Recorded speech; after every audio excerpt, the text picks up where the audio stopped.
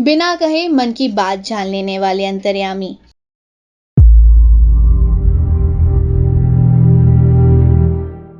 दोपहर के 2 बजे थे। वर्ष 1988 का मई महीना लग गया था। हवा में गर्मी की तेजी बढ़ने लगी थी। परम पूज्य गुरुदेव अपने कमरे में पलंग पर बैठे हुए थे। उनके सामने फर्श पर 2 लोग बैठे थे। इनका लेखन के सिलसिले में गुरुदेव के पास नियमित आना जाना था। आज भी उसी वजह से आए हुए थे। इनमें से एक ने अपना लेख पढ़कर गुरुदेव को सुनाना शुरू किया था कि तभी अचानक उन्होंने उससे कहा, बेटा जरा नीचे से शिव प्रसाद को बुला देना। जी अच्छा, कहकर वह नीचे बुलाने चला गया। थोड़ी ही देर में श्री शिव प्रसाद मिश्र सीढ़ियां चढ़कर ऊपर आए। इनसे मिशन का हर वह व्यक्ति परिचित है जो शांति कुंज आकर गुरुदेव से मिला है, क्योंकि इन पर सदा से आगंतुकों को गुरुदेव से मिलाने की जिम्मेदारी रही है। भक्त को भगवान से मिलाने का पुण्य कार्य बंधनीय माता जी ने इन्हीं को सौंप रखा था। इन्होंने ऊपर आकर कहा, गुरुजी आपने बुलाया है? हाँ शिव प्रसाद, आज कोई मिलने वाला नहीं है? प्रश्न सूचक भाव में गुरुदेव ने उनसे कहा। नहीं गुरुजी, आज कोई ऐसा व्यक्ति नहीं है। कुछ लोगों को माता जी से मिलना था, वे मिल लिए हैं। उनकी सुनी अनसुनी करके एक मीठी झिड़की के साथ गुरुदेव बोले, क्या बात करता है, तुझे दिखाई नहीं देता? एक आदमी नीचे बैठा है, अपने हाथ में मोटी सी फाइल लिए। जा उसे ऊपर मेरे पास भेज दे। मिश्रा जी थोड़ा अचकचाए। उन्हें ध्यान आया कि शायद एक व्यक्ति नीचे बैठा तो है, पर उसने तो गुरुजी से मिलने की कोई इच्छा जाहिर नहीं की। वह कुछ सोचते हुए नीचे उतरे। देखा एक अकेला व्यक्ति नीचे प्रतीक्षालय में पड़ी एक बेंच पर बैठा हुआ है। उन्होंने गुरु आज्ञा के अनुसार उससे कहा, आपको ऊपर गुरुजी ने मिलने के लिए बुलाया है। उस व्यक्ति के चेहरे पर खुशी के भाव तैर गए। अगणित आशाएं उसके चेहरे पर जगमगा उठी। वह बड़े ही आतुर भाव से उठा और लपकते हुए सीढ़ियां चढ़कर गुरुजी के सामने जाकर खड़ा हो गया। अभी भी उसके हाथों में वह फाइल थमी थी। गुरुदेव ने उसकी ओर देखते हुए कहा, हाँ बेटा बोलो, क्या परेशानी है तुम्हें? गुरुदेव, आप अंतर्यामी हैं, प्रेम के सागर हैं, आप सब कुछ जानते हैं। अब मैं क्या बताऊं आपको? अपनी बात पूरी करते करते उसका गला रूंधाया, आंखें भर आईं। शायद उसे यह नहीं समझ में आ रहा था कि वह अपनी बात कहां से शुरू करे, या फिर भावों के अतिरेक में वह अपनी बात कह नहीं पा रहा था। गुरुदेव ने अपनी नीली झील सी पारदर्शी आंखों से उसकी ओर देखा। उनकी आंखों में प्रेम बड़े ही सजल रूप में था। उन्होंने बड़े ही ममतत्व स्वर में उसे सांत्वना दी और कहा, परेशान ना हो, अपनी बात को तुम अपने मुंह से कह सुनाओ, तुम्हारा जी हल्का हो जाएगा। आश्वासन पाकर उसने अपनी बात कहना शुरू किया। वह बोला, गुरुजी मुझे कैंसर हो गया है। सचमुच ही उसकी ठोड़ी के पास का बायां हिस्सा गला हुआ था। कैंसर का यह घाव उसकी बढ़ रही खिचड़ी दाढ़ी से साफ साफ झांक रहा था। उसके बोलने के साथ उसकी वेदना भी मुखर हो रही थी। उसने अपनी बीमारी के बारे में बताते हुए कहा, मैंने अपना बहुत इलाज कराने की कोशिश की है। Tata memorial cancer research institute Mumbai में भी दिखाया, जो कुछ बना सब कुछ किया, पर डॉक्टरों का कहना है कि अब कुछ नहीं हो सकता। वह कुछ 3rd स्टेज की बात कर रहे थे। उनका कहना है अब इंसान नहीं, भगवान ही कुछ कर सकता है।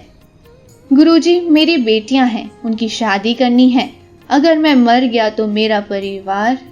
आशंका और दुख उसकी आंखों में झड़ने लगा। गुरुदेव बड़े ही प्रेम भरे स्वरों में उसे आश्वस्त करते हुए बोले, अरे रोता क्यों है? तेरे डॉक्टरों ने यही तो कहा है ना, अब इंसान नहीं भगवान ही कुछ कर सकता है।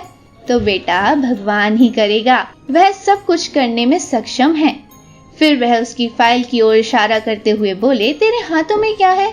उस व्यक्ति ने जवाब दिया, गुरुजी यह मेडिकल रिपोर्ट्स हैं।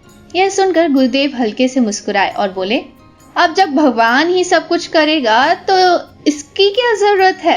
फिर उन्होंने पास में रखी हुई छोटी मेज पर पड़ा एक गुलाब का फूल उठाया और बोले, इसे ले बेटा, यह तेरे लिए भगवान का आशीर्वाद है। इसकी एक पंखुड़ी रोज भगवान का स्मरण करके खा लेना और नीचे जाकर माता जी से भस्म ले लेना। उस भस्म को अपने इस घाव पर लगा लेना, सब ठीक हो जाएगा। और हाँ, इस फाइल को जाकर गंगा जी में फेंक देना। फिर अपनी बात का उपसंहार करते हुए बोले, शिव प्रसाद इसे ले जाकर माता जी से मिला देना। बड़े अनोखे चिकित्सक की बहुत ही अनोखी चिकित्सा। मिश्रा जी तो उसे ले जाकर वंदनीय माता जी से मिलवाने चले गए। पर अभी तक गुरुदेव के पास बैठकर लेख सुनाने की तैयारी कर रहे शिष्य की जिज्ञासा थमी नहीं। वह अभी तक अपने प्रभु के सजल प्रेम की महिमा के बारे में सोच रहा था। अभी उसके सामने जो बातें हुई थीं उनसे उसकी कई जिज्ञासाएं उपजी। अपने सारे लेख गुरुजी को सुनाकर प्रणाम करके वह नीचे चल पड़ा। आखिर अभी उसे कैंसर के रोगी व्यक्ति से मिलना जो था। स्वागत कक्ष में उस व्यक्ति के कमरे की जानकारी प्राप्त कर वह उससे मिलने गया। अपनी जिज्ञासा की शांति के लिए उसने उससे पूरी बातें फिर से सुनाने का आग्रह किया। रोग के असाध्य और भयावह होने की बातें तो यथावत थी। हाँ, इनमें एक विशेष बात भी थी। उसने बताया कि उसने सुन रखा था कि गुरुदेव अंतर्यामी हैं। आज मैं जानना चाहता था कि सचमुच में ऐसा है, इसलिए मैं प्रतीक्षालय तो गया, पर मैंने वहां गुरुदेव से मिलने की अपनी कोई इच्छा जाहिर नहीं की। मिश्रा जी को भी नहीं बताया।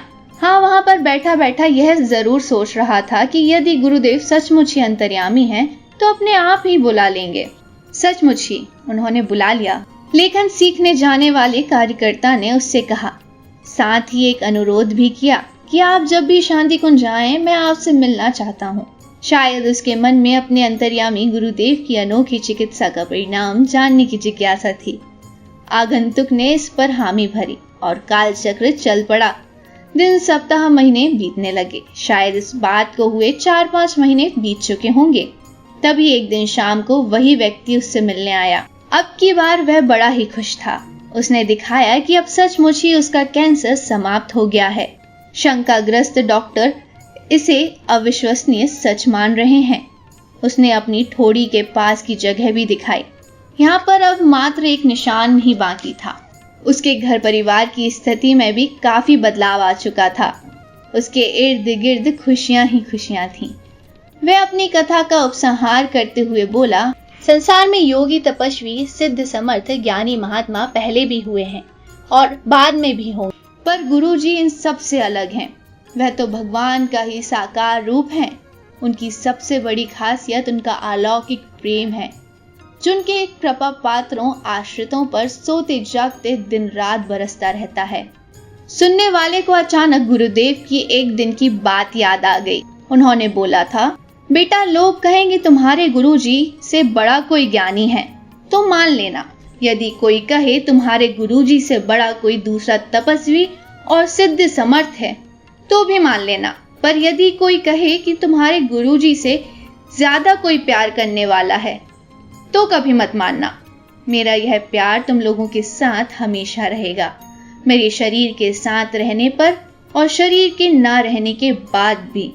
और सचमुच ही अपने अंतर्यामी प्रभु के प्रेम का सजल स्पर्श आज भी है।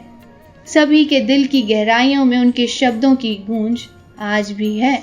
चिंता क्यों करते हो, मैं हूं ना। हाँ, वे हैं शाश्वत और सर्वव्यापी, बिना कहे मन की बात जानने वाले अंतर्यामी। अखंड ज्योति, फरवरी सन 2002।